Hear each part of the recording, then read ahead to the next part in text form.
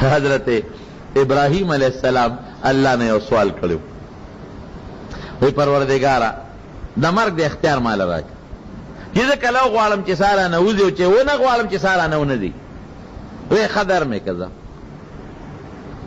مطلب دا و چې یاره زما خو مرګ نه دی خوښه نو بس ډېر ټول عمر به جن دی 200 کالو ته چې عمر ورسېد 200 کالو ته یو سړی راغی میلمه شو ابراهیم علیه السلام ډېر مهمان نواز چې مهمان نواز دی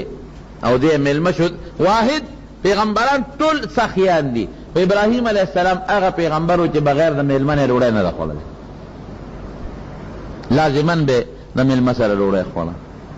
یو ځل یې هېڅوک پیدا نه کړل غلام ته وایي ملګري ته ته ورشه څوک پیدا کړه چې ډوډۍ وخورم لوږې دې مړ کړمه وی صاحب څوک په دې لاره نه ښکاري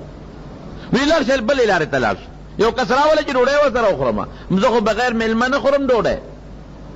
یو بوډا غوندې کافر یې ولا پیدا کړه وی صاحب یو سړی خو په دې لاره روان دی او کافر دی وی دې راوله خو چې زه ډوډۍ ورسره وخورم نن سبا خو مونږ چې میلمه ووینو نو غټ څادر په سر لږ خور کو داسې ده که نه څادر پټ کو سر پکې پټ کو چې نه په دا میلمه ځان ناغرضه کو چې دا بس د میلمه به دا خیاله چې دې ونه لیدم نن سبا خو زمونږ دا سوچ دی دا هم سوچ نشته چې دا ډوډۍ مال او د میلمه له څوک راکوي الله راکوي نو بوډۍ راوسته چې ډوډۍ کېښوده نو ابراهیم علیه السلام هغه بوډا ته وایي لاسونه یې رپي اوس بوډا دی ورته وایي د خدای په نوم شروع کوه د خدای په نوم شروع کا بوډا ورته وایي چا په نوم وایي د خدای وایي خدای څوک دی نو خدای نه پېژنم نو ما په کور کې ما ځان یو خدای جوړ کړی دی یو بوته د هغه په نوم به شروع کوم ابراهیم علیه السلام ورته غصه شوې ښه زما د رب په نوم ته ډوډۍ نه خورې زما خدای نه مني چې چاته پیدا کړي پاسه خبیث بچی ګڼي اوس یو څو دی وامه وځه خوار شئ تا به زه ډوډۍ خورم زما خدای نه مني زما رب نه مني په سړی بوډۍ په مخه کړه رب العالمین ورته وحی وکړه ای ابراهیم دا دې څوک کړل وی خدایه ما ورته وی چې ستا د خدای نوم واله هغه ستا نوم نه اخېست د بت نوم یې اخېسته ما له پې غصه راله وی ګوره ما سره شرک کوي شرک ما نه مني او ما سره شریک مني او دا بوډا د سلو نه اړېدلی دی او ما پې ډوډۍ بنده نه کړه زه ورکوم زما دشمن دی ما ته کنځل کوي زه چې خدای له شریک ګڼي دا خدای سره کنځل دی او ما دې نه غواړي زما مال د دغه بوت نه غواړي او ما ټول عمر ډوډۍ ورکړه نن ستا میلمه شو یو نوړی ډوډۍ نه هغه نه پې بنده کړه هله وایي شابه هغه نوکر ته وي دا بوډار دی چې را پیدا کا بوډۍ راوست ډوډۍ ته کېنه وایي تا خو وختي زه وشړلم وایي ما ته خپل رب ملامته کړم خپل پروردګار د چا د نوم د وجې نه چې ته ما وشړلې هغه ذات تا چې کوم ذات سره شرک کې هغې ذات ملامته کړم چې بد دې وکړل زه ډوډۍ ورکوم ته نه ورکې ما سره شرک کوي زه ورکوم نن تا سره پوټۍ کېناسته او ته نه ورکې نو به زه معافي غواړم شابه ډوډۍ خوره وایي ښه واقعي داسې ده وی او وی ما ته کلمه وخواجه زه مسلمان شم بوډا خدای مسلمان ابراهیم علیه السلام باندې ایمان راوړ شرک نه توبه کړ نو خبره مې دې پورې کوله چې حضرت ابراهیم علیه السلام مهمان نواز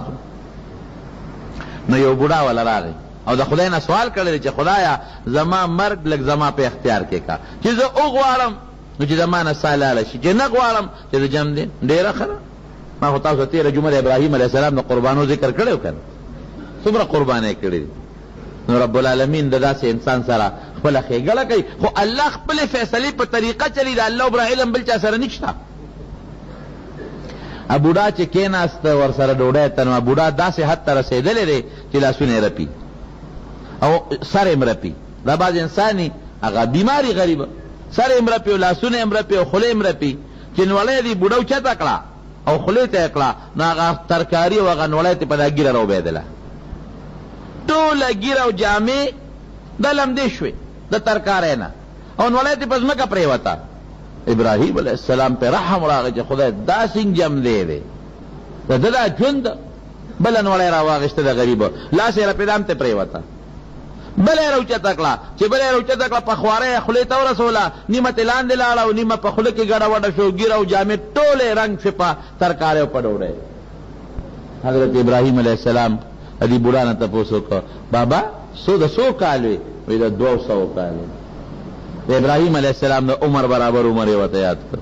وی دا 200 کالے ابراہیم علیہ السلام وی خدایا ادا سی عمر ته مې مرسته دی عمر نو مې الله ساتي دا عمر دا جن خدای دین خو مې ساتي بس هغه سړی وته برابر شو ملک الموت په دغه شکل کې راغلی ملک الموت د مرګ فرشتو په دغه شکل راغلی ورته برابر شو ابراهیم علیه السلام بس ساده نو باسم وی ما ته خو الله مشورک ویلو چې که جون د خوخي نو نو واسم اکمر ویست سوالونه کې د جون ته خدای مرسه اوس دی په داته کې دی وی خپل تازه لمرق وخت په دغه ټکی دی وی ټیم دی پورا چې خبر اغلا ده چې د الله تعالی اختیار کو تا په خپل یو دی عمر ته مرسه نو یو سکند پکې پاتې دی بدغه عمر لكل امه اجل اذا جاء اجلهم لا يستأخرون ساعه ولا يستقدمون چې کله غنه تراله نه یو سات سکند مخکې والشته او نه یو سکند وروسته والشته یو سړی دارو دکان ته لاړ دارو یې اخیستل چې دکان ته دارو لاړ نو هلته دارو اخلي هغه دکاندار ته وایي چې د دې څومره ټایم درې دی دارو یو دې بوتل هغه بعضې وخت کې ګرنټي ورته مونږ وایو د دې به څونه ګرنټي وي دکاندار ورته وایي ستا ګرنټي شته چې د دې بوتل ګرنټي غواړې وی او بالکل زما ګرنټي شته د ځوان زلمی یم ډوډۍ خورم پیسه شته دولت شته خپې شته روغ صحت شته زما ډېره لویه ګرنټي ده او یا اتیا سل کاله ژوند مې دی خو چې دا ټکې وي د هغه دکاندار په هغه فرش د پاسه را پرېوته او ساته وخته ګرنټي د ژوند چا سره هم نشته